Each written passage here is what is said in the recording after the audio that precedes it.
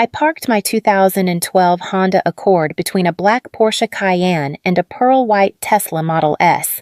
Their doors clicked shut with practiced arrogance. Mine closed without a sound. Just like me. It had been 9 years since I last stepped into the Alden family estate. 9 years since I walked out without making a scene, without a single raised voice. Back then, I had nothing except an idea, a laptop, and a wristwatch I still wore to this day. Tonight, I was 34. I wore a navy dress I'd pulled from the back of my Seattle closet. No labels, no designer. Just clean lines and quiet dignity. I'd come alone. No date, no entourage. Just me. Just Sabrina. The front door was already open. Through the marble entryway, I could hear the laughter, sharp, polished, expensive. I stepped inside. The chandelier above the dining room still cast that same golden glow across the long oak table. 16 chairs, crystal, silver, the scent of veal and wine. Nothing had changed except me. Sylvia Alden, my mother, was at the head of the table just as always. Elegant, impeccable, cold. She turned her head slowly when she saw me. Then she smiled, but it was the kind of smile that held no warmth. Just warning. Well, she said, raising her voice just enough for the help to hear. The prodigal disappointment arrives. There was a pause. Then a few chuckles. From my brother Malcolm, the corporate lawyer with the perfect tie and the sharper tongue. From cousin Ethan, Wall Street's favorite loudmouth. From Lydia, Malcolm's wife, who once told me success was just a matter of marrying well. I stood there, hands at my side. And then it came. "You're an embarrassment to this family," my mother said, clear, cold, and loud. No one gasped. They just nodded silently or looked away. I didn't answer. I didn't flinch. I just walked forward and took the last empty seat between a chair no one wanted and a silver platter no one offered me. Across the table, Malcolm raised his glass. "To high standards," he said, grinning. I didn't lift mine, and no one noticed. Or maybe they did, and that was the point. I glanced down at my wristwatch. Still ticking. Still mine. And I wondered for the first time in a long time. There's a photograph somewhere in this house. It was taken on the day of Malcolm's graduation from Yale. The whole family was there, lined up on the front lawn in pastel and pearls, holding champagne flutes and talking about legacy. I stood at the edge of the frame, not quite centered, not quite welcome. I was 22. At the time, I'd just finished my degree in computer science from NYU, not Ivy League, not celebrated. I'd been offered a junior data position at a defense subcontractor. I'd told them during brunch. Sylvia, my mother, blinked once and then said, "That's niche." My father, Leonard, didn't even look up from his phone. "You know, Sabrina, we could still make some calls. Georgetown Law's summer intake isn't full yet." I remember nodding politely and folding my napkin slowly. The next day, I left. No fight, no tears, just absence. I didn't slam any doors. I didn't say goodbye. I packed my 2 suitcases and caught a Greyhound bus out of Stamford Station with a one-way ticket to Brooklyn and a dream no one believed in. That was the beginning of Arcadia. It started in a sublet apartment with bad plumbing and better coffee. I coded on a refurbished MacBook. I pitched to blank Zoom screens. I got told no 57 times before one woman, an ex-NSA analyst turned angel investor, saw something in me that no one in my own family ever had. She gave me $200,000 and a wristwatch, a plain leather-banded analog. She said, "You'll need something to measure time, not just hours, milestones." I wore it every day since. When I landed our first Department of Defense contract, I sent my parents a letter. Not for approval, just to tell them. Sylvia replied 3 weeks later. Typed. Signed. Short. "Don't put the Alden name on anything that might not last. No congratulations. No call." I kept the letter. I framed it. Every time a deal collapsed, I looked at it. Every time a door shut, I read it again. And every time Arcadia rose first to $10 million, then to $100 million, then to $2 billion, I read that letter like a compass. Not to guide me toward them, but to remind me how far I'd already gone. I didn't return to Connecticut. Not for birthdays, not for funerals, not when Lydia gave birth to twins, not even when Father had his mild stroke and Malcolm gave a speech about family unity. They never invited me, and I never asked. Until now. Now, sitting at their table between their smirks and their silverware, I looked across the faces that once told me I'd fail. And I remembered. I wasn't here for them. I was here for something else. Something quieter, but heavier. Something like closure. Dinner was veal. It always was. Veal with wild mushroom risotto plated on bone-white china rimmed in gold. The same set Sylvia had flown in from Milan the year I turned 17. I remember because that was also the year she forgot my birthday. I hadn't eaten veal in years. I picked at it in silence. Malcolm was, of course, mid-story, something about arbitration almost collapsing before he saved the deal. He held his fork like a gavel and his ego like a badge. Lydia, his wife, followed up with her usual timing. Youngest partner in firm history. The pride in her voice had its own chandelier. Across the table, Cousin Ethan was speaking louder than necessary, explaining to no one in particular why his portfolio manager was wrong about emerging markets. He gestured with his wine glass like he was conducting an orchestra only he could hear. Sylvia sat at the head of the table, nodding, smiling, guiding the rhythm. Like always. When she finally turned to me, she gave a thin smile and said, "Still working? In technology, dear, not tech. Not cybersecurity. Not even your company. Just working." I nodded. Still building systems. That was apparently enough to invite more interest. Ethan leaned across the table and asked what kind apps, websites, the crypto stuff. I could have told them that Arcadia's infrastructure handled 15% of the federal government's secure cloud traffic. I didn't. Before I could answer, Malcolm jumped in reminding everyone how I used to stay up all night in front of a Dell desktop as a kid. Sylvia added, "We thought it was a phase." Lydia chimed in next, still sawing at her veal. She asked if I had a team now or was I still doing it all solo. Arcadia had 200 employees and a new office in Tokyo. We were preparing a bid for NATO, but I kept it simple. No, I have help. Malcolm's smirk curled. Eventually, everyone needs a real career. The laughter that followed was soft, polished, surgical. Sylvia stepped in, her voice dipped in diplomacy. Sabrina's always carved her own path. That word again. Different. Outlier. Other. Not one of us. Malcolm raised his glass with mock warmth. To the rebels in the family. May they find their way back before it's too late. I didn't lift mine. Instead, I looked down at my watch. Still ticking. Still mine. Ethan, ever opportunistic, leaned in again. He said his firm was getting serious about investing in startups and that I could pitch something if I wanted. "Happy to give your little project a shot," he said with a wink. Little project? I met his eyes and said simply, "It's not little." He laughed. "Oh yeah, then why haven't we heard of it?" I let a pause stretch. Then answered quietly, "Maybe you weren't listening." The table stilled.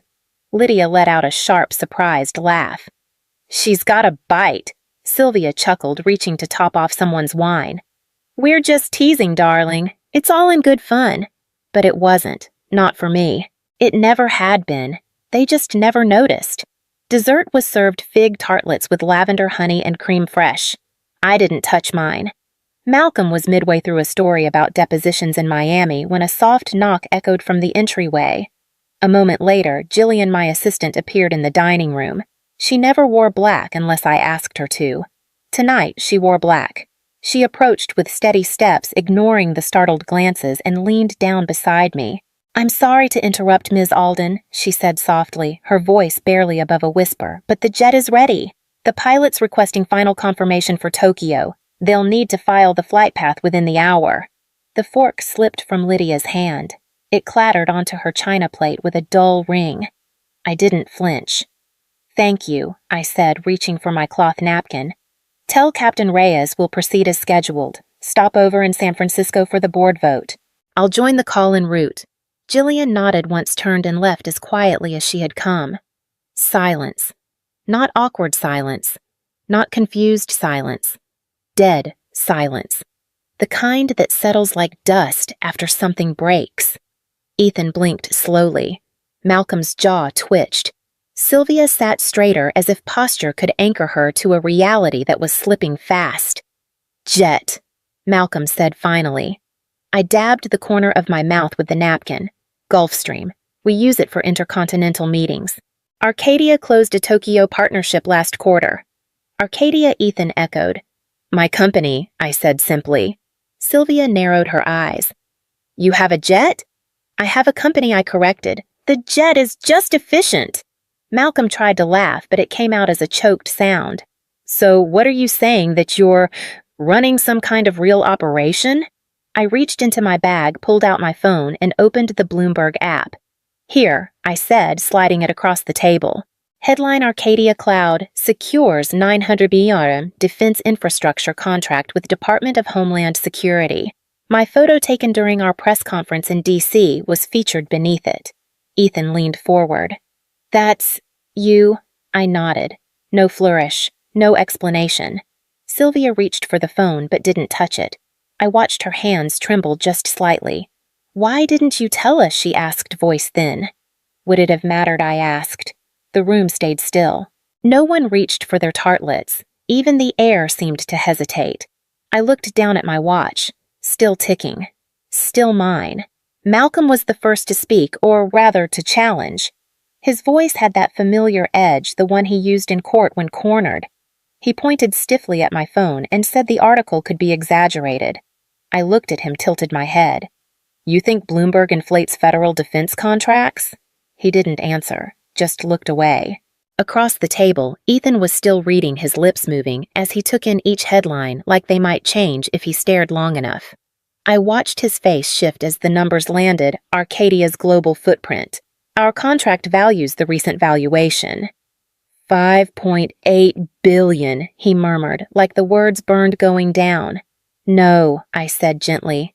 "We crossed 6 last month." Lydia's hand trembled as she reached for her wine. She missed the glass. Sylvia still hadn't spoken. She was sitting straighter now, like posture might anchor her to some version of control. Her eyes stayed fixed on the table, on the space where my phone had rested. Then she asked very softly, "You built this alone?" "Not alone," I replied. "Just not with any of you." Malcolm gave a dry laugh, forced and brittle. He said something about family, about how I should have told them, that we could have helped, that we were blood. But I remembered too well the meeting he'd had with Father when I was 25, the one where he called me a liability and advised they keep my name off the Christmas newsletter. I didn't raise my voice. I just told him, "You thought I was bad for the Alden brand." I listened. Sylvia finally looked up. Families say things they don't mean.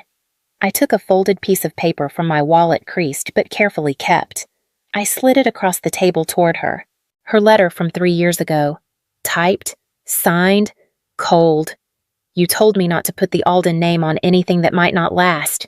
She didn't touch it, just stared. Ethan leaned in, suddenly eager. He talked about how his firm was exploring tech, mentioned possible collaboration, networks, capital. I let him finish. Then said simply, "We're not raising." Lydia jumped in next, trying to soften things. She said if they'd known, maybe things would have been different. Maybe they would have supported me. I looked at her. Not angry, just tired. They were different, I said, just not for me. Sylvia finally reached toward the letter but stopped halfway, her hand hovering. I watched her hesitate, not because of what I'd become, but because touching that letter meant admitting she'd written it. My phone buzzed in my bag. Jillian, on time. I folded my napkin and placed it beside the untouched dessert. "I have a board vote in 6 hours. We're bidding for a NATO contract." I turned to leave. Sylvia's voice caught in the air. "Why tonight, Sabrina? Why come at all?" I paused at the doorway, my back still to them. Then I said, to see if anything had changed. I turned to face them one last time. It hasn't. I stepped into the hallway.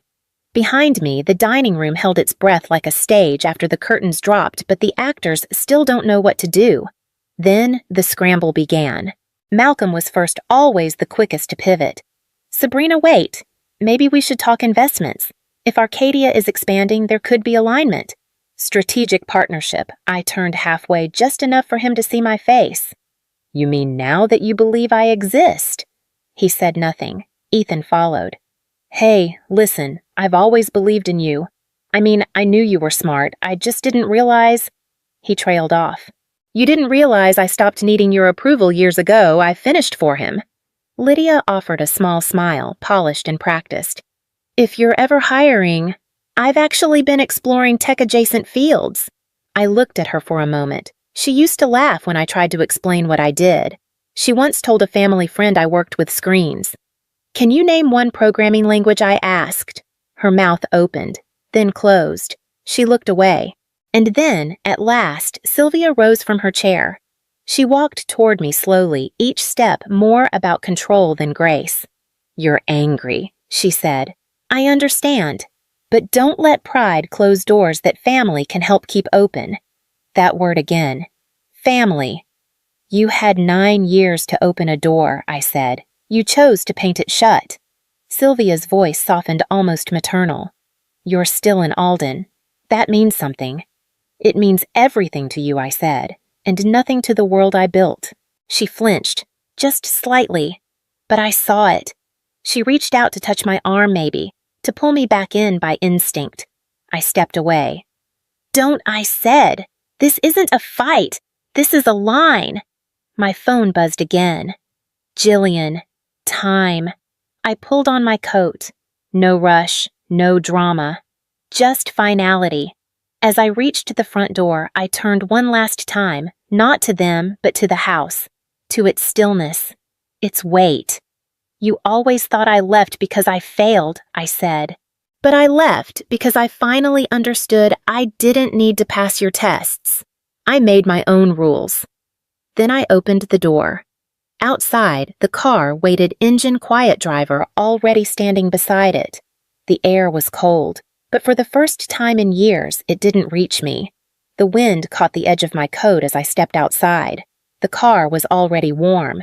The driver nodded, took my bag without a word. Jillian had chosen him well, efficient, invisible, precise. Behind me, I could hear the front door creak slightly. It didn't close. They were still watching. Of course they were. Families like mine only know how to chase what they've already lost. I slid into the back seat. Leather. Quiet. Familiar. As the car pulled away from the Alden estate, I didn't look back. Not once. Not at the columns. Not at the windows. Not at the people who once measured my worth by where I sat at a dinner table, what dress I wore, or what car I drove. The silence inside the car was different from the one I'd left behind. This silence wasn't tense. It was earned.